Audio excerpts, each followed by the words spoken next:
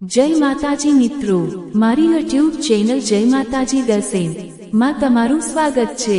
જીવન એક યુદ્ધભૂમિ છે અને આ યુદ્ધભૂમિ પર સૌથી મોટો શત્રુ બહાર નથી, અંદર બેઠો હોય છે।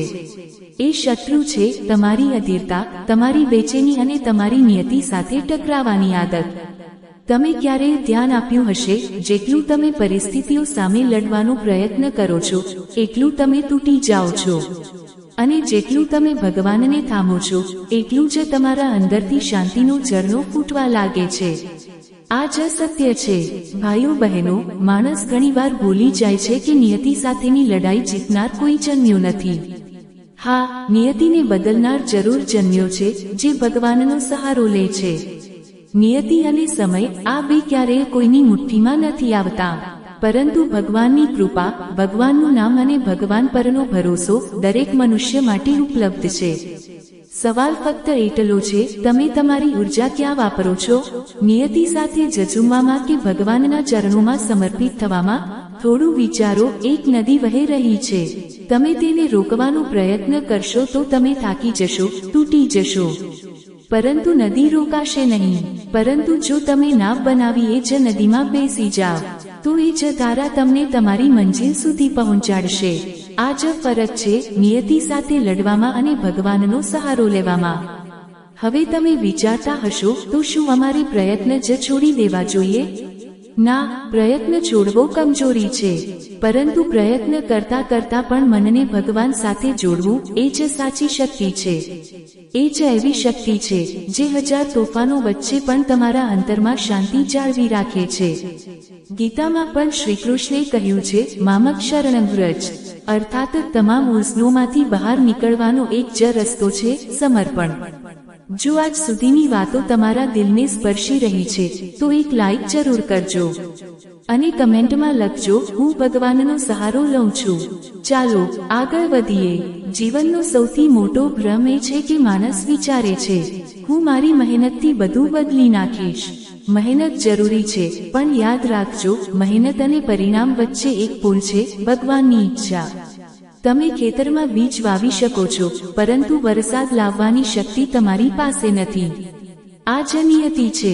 અને વરસાદ ક્યારે આવશે તે કોણ નક્કી કરે છે? ભગવાન। ક્યારેય ધ્યાન આપ્યું, જ્યારે બાળક રડે છે ત્યારે માતા તરત જ તેને ઉઠાવી લે છે। બાળકને ખબર નથી કે માતા ક્યારે આવશે કે કેવી રીતે આવશે, પરંતુ તેનો ભરોસો અડગ હોય છે, માતા આવશે જ। એ જ ભરોસો તમને ભગવાન પર રાખવો પડશે, નહીંતર તમે આખી જિંદગી રડતા રહી જશો અને અંદરથી ખાલી થતી જશો। મનુષ્યની સૌથી મોટી ભૂલ એ છે કે તે નિયતિને શત્રુ માને છે, પરંતુ સત્ય એ છે કે નિયતિ એટલે ભગવાનનું બીજું નામ। જે કંઈ ઘટી રહ્યું છે તે તમારા ભૂતકાળના કર્મોનું પરિણામ છે, અને ભગવાને તમારા આત્મિક વિકાસ માટે જ એ રસ્તો પસંદ કર્યો છે। તમે લડશો તો ફક્ત થાકશો, પરંતુ જો તમે ભગવાનનો હાથ પકડી લેશો તો એ જ નિયતિ તમને મોક્ષના માર્ગે લઈ જશે। લોકો પૂછે છે, જો બધું નિયતિથી નક્કી છે તો માનવીની મહેનતનું શું? સાંભળો, મહેનત તમારું ધર્મ છે, પણ પરિણામ નિયતિ અને ભગવાનની કૃપા પર આધારિત છે।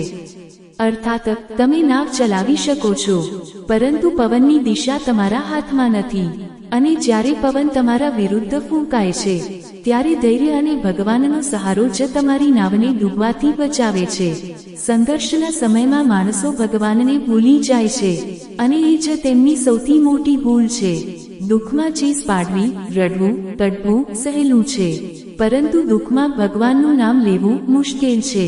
પણ જેને એ મુશ્કેલી અપનાવી, એના જીવનમાં શાંતિ સ્થાયી થઈ ગઈ। થોડું રોકાઈ વિચારો, જ્યારે તમે ભગવાન પર ભરોસો કર્યો, શું ક્યારેય તમે બિલકુલ એકલા રહ્યા છો?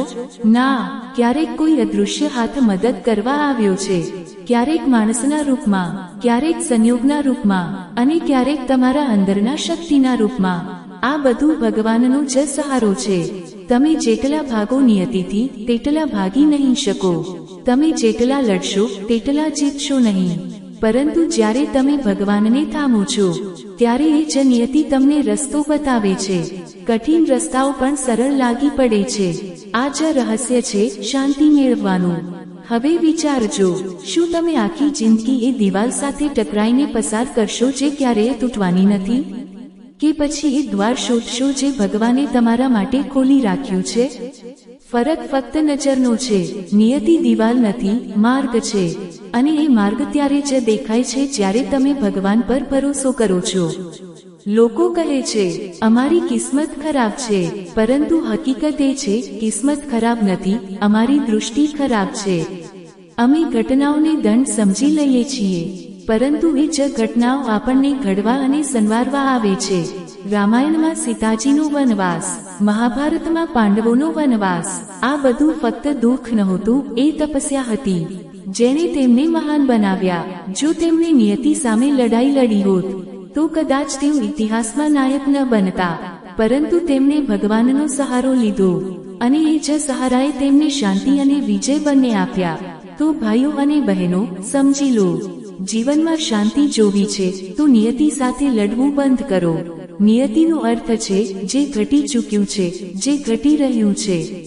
તમે એને મટાવી નથી શકતા, પરંતુ ભગવાનને પકડીને તમે એને પાર કરી શકો છો.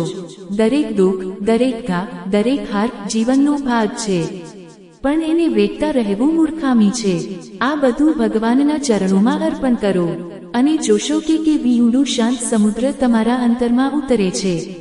આગલી વાર જ્યારે જીવન તમને ઘાયલ કરે, જ્યારે પરિસ્થિતિ તમારા વિરુદ્ધ જાય, ત્યારે ખુદને પૂછજો, શું હું આ નિયતિ સામે લડીને તૂટવા માંગુ છું કે ભગવાનને થામીને અંદરથી શાંત થવું માંગુ છું? આ પ્રશ્ન તમારું જીવન બદલાવી દેશે. નિયતિ સાથે ઝઝૂમતા માણસ સૌથી પહેલા પોતાનું ધૈર્ય ગુમાવે છે. ધૈર્ય ગુમાવે ત્યારે બુદ્ધિ પણ ગુમાય છે, અને બુદ્ધિ ગુમાવે ત્યારે માણસ પોતાના કર્મોથી પોતાનું જીવન વધુ કઠિન બનાવી લે છે. એ જ માટે શાસ્ત્રો વારંવાર કહે છે, શાંત રહો, ધૈર્ય રાખો અને ભગવાન પર ભરોસો રાખો. તોફાન આવે ત્યારે જે વૃક્ષો અડગ ઊભા રહે છે એ જ તૂટી જાય છે, પણ જે લચકે છે, ઝૂકે છે, એ જ બચી જાય છે. નિયતિનો તોફાન પણ એવો જ છે. તમે અડગ રહી લડશો તો તૂટી જશો, પણ ભગવાન પર ભરોસો રાખી ઝૂકી જશો તો એ તોફાન પણ પસાર થઈ જશે અને તમે વધુ મજબૂત બની ઊભા થશો. મનુષ્યનો સૌથી મોટો અહંકાર એ છે કે તે વિચારે છે, મારા હાથમાં બધું છે, પરંતુ નિયતિ વારંવાર બતાવે છે કે આવું નથી. તમારો જન્મ તમે નક્કી કર્યો નહોતો, તમારી શ્વાસો તમારા હાથમાં નથી, તમારો અંતિમ ક્ષણ પણ તમારા વશમાં નથી.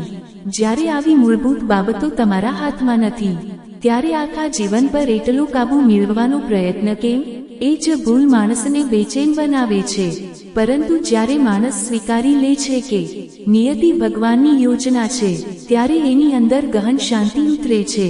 આ સ્વીકારવું જ સાચી બુદ્ધિમાની છે. ગીતામાં ભગવાને કહ્યું છે, યોગસ્થઃ કુરુ કર્માણિ, અર્થાત કર્મ કરતા કરતા પણ ભગવાન પર સ્થિર રહો. આ જ સાધના છે. લોકો કહે છે, અમે તો ઘણો પ્રયત્ન કર્યો, ઘણો સંઘર્ષ કર્યો, છતાં બધું બગડી ગયું. અહીં એક ઊંડો સત્ય છે, તમારો પ્રયત્ન ક્યારેય વ્યર્થ નથી જતો. હા, તેનું પરિણામ તમારી કલ્પના મુજબ નથી આવતું, પણ એ પ્રયત્ન તમારા અંદર શક્તિ અને અનુભવના બીજ વાવે છે, અને જ્યારે સમય આવે છે એ જ બીજ ફળ આપે છે. તેથી નિયતિ સામે હાર માનીને બેસી ન જાઓ, પણ ભગવાન પર ભરોસો રાખીને આગળ વધો. એ જ સાચી જીત છે.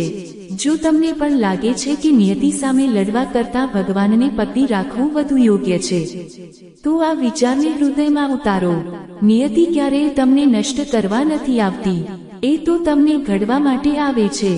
જેમ લોખંડને વારંવાર આગમાં નાખી હથોડાથી પીટીને અને ઠંડા પાણીમાં નાખીને જ તલવાર બનાવવામાં આવે છે, તેમ જ જીવનની કઠિનતાઓ તમને તલવાર બનાવી રહી છે. ફરક એટલો જ છે, જો તમે ભગવાનને ભૂલીને આ પ્રક્રિયા પસાર કરશો તો એ ફક્ત યાતના લાગશે, અને જો ભગવાનનો સહારો લઈને પસાર કરશો તો એ તપસ્યા લાગશે. રામજીને જ જુઓ, અયોધ્યાના રાજકુમાર હોવા છતાં તેમને વનવાસ મળ્યો. શું તેમણે નિયતિ સામે લડાઈ લડી? ના, તેમણે એને સ્વીકારી, ભગવાનનો સહારો લીધો, અને એ જ વનવાસ સાધના બની ગયો. એ જ સાધનાએ તેમને મર્યાદા પુરુષોત્તમ બનાવ્યા. મહાભારતમાં પણ જુઓ, પાંડવોને વારંવાર હાર મળી, ઘર બળી ગયું, જવું પડ્યું, વનવાસ મળ્યો. જો તેઓ નિયતિ સામે લડતા તો કદાચ તૂટી જતા, પણ તેમણે કૃષ્ણનો સહારો લીધો અને અંતે એ જ ભગવાનનો સહારો તેમને વિજય સુધી લઈ ગયો. અર્થાત નિયતિ તમને પાડવા નથી આવતી, તમને સંવારવા આવે છે. પરંતુ એ ત્યારે જ શક્ય બને છે જ્યારે તમે વિશ્વાસ રાખો કે ભગવાન મારા સાથે છે. નિયતિને ગાળ આપવાથી કશું મળતું નથી. એ તો શિક્ષક છે, શીખવા આવી છે. પણ ભગવાનને યાદ કરીને, તેનો સહારો લઈને જ તમે એની શીખ સમજી શકો છો. જીવનની સૌથી મોટી ભૂલ એ છે કે માણસ શાંતિ ખોટી જગ્યાએ શોધે છે. કોઈ ધનમાં, કોઈ સંબંધોમાં, કોઈ ઉપલબ્ધિમાં. પરંતુ જ્યારે નિયતિ આ બધું હચમચાવી દે છે, ત્યારે બધું તૂટી જાય છે. પરંતુ જે ભગવાનમાં શાંતિ શોધે છે, એ ક્યારેય તૂટતો નથી. રામચરિતમાનસમાં તુલસીદાસજી લખે છે, ધીરજ, ધર્મ, મિત્ર અને નારી આપત્તિ કાળે પરખીએ ચારી. અર્થાત સંકટના સમયે જ દરેકની સાચી ઓળખ થાય છે. અને સંકટના સમયે જો તમે ભગવાનને ઓળખી લો, તો એ જ સૌથી મોટું ધન છે. નિયતિ સાથે લડવું એટલે આગ સાથે લડવું. જેટલું લડશો તેટલું જલશો. પણ ભગવાનનો સહારો લેવું એટલે પાણી સાથે જોડાવું. જેટલું જોડાશો તેટલું ઠંડક અને શાંતિ મળશે. વિચારજો, શું તમારી જીવનની દરેક કઠિન ઘડીમાં ભગવાને તમને સહારો આપ્યો નથી? કોઈ વ્યક્તિ આવ્યું, કોઈ અવસર મળ્યો, કોઈ માર્ગ ખુલી ગયો. આ બધું ભગવાનના સંકેત હતા. પણ આપણે ફરિયાદમાં એટલા ગરકાવ રહીએ છીએ કે ભગવાનની કૃપા જોઈ જ શકતા નથી. તેથી કહું છું, નિયતિ સાથે લડશો નહીં. આ લડાઈ જીતવાની નથી. ભગવાનનો સહારો લો, એ જ તમને શક્તિ આપશે, એ જ તમને શાંતિ આપશે. એક ઊંડી વાત કહું, નિયતિ હંમેશા તમારા કર્મો પ્રમાણે ચાલે છે, પણ ભગવાન તમારા ભાવો પ્રમાણે કૃપા કરે છે. અર્થાત કર્મોથી બનેલી નિયતિ કઠોર હોઈ શકે છે, પણ ભગવાનનો સહારો લેતા એ જ કઠોરતા મધુર બની જાય છે. જેમ કોઈ કેદીને સજા મળે એ નિયતિ છે, પણ જો રાજા દયા કરે તો એ સજા હળવી બની જાય છે. એ જ રીતે ભગવાનનો સહારો નિયતિની કઠોરતા હળવી બનાવી દે છે. અંતે માનવું પડશે કે મનુષ્ય એકલો કશું નથી. જ્યાં સુધી ભગવાનનો હાથ તમારા માથા પર નથી, ત્યાં સુધી સાચી શાંતિનો અનુભવ અશક્ય છે. તેથી ભાઈઓ અને બહેનો, તમારી ઉર્જા નિયતિ સાથે જજુમામાં બગાડશો નહીં. નિયતિને ભગવાનની યોજના માની સ્વીકારી લો અને ભગવાનનો સહારો લઈને આગળ વધો. એ જ માર્ગ છે શાંતિનો અને મુક્તિનો. નિયતિ સાથે જજુમતા માણસ પોતાનો ચૈન ગુમાવે છે, અને ચૈન ગુમાવી દે તો જીવન કેદ બની જાય છે. પણ યાદ રાખજો, ભગવાનનો સહારો લેનારો ક્યારેય કેદી નથી બનતો. એ દરેક પરિસ્થિતિમાં સ્વતંત્ર રહે છે, કારણ કે એના આત્માને ખબર છે, આ બધું ક્ષણિક છે અને ભગવાન મારા સાથે છે. દુનિયાનો સૌથી મોટો જૂઠ એ છે, બધું મારા હાથમાં છે, અને સૌથી મોટું સત્ય એ છે, બધું ભગવાનના હાથમાં છે.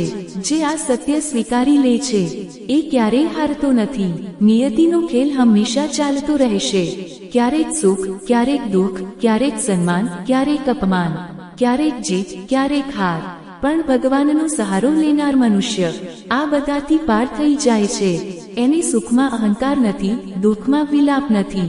એની આત્મા સંતુલિત રહે છે. ગીતામાં શ્રીકૃષ્ણે કહ્યું છે, સમત્વમ યોગ ઉચ્યતે, અર્થાત સુખ દુઃખ, લાભહાનિ, જીત હાર, આ બધામાં સંતુલિત રહેવું જ યોગ છે. અને આ સંતુલન માણસની એકલી શક્તિથી નથી આવતું.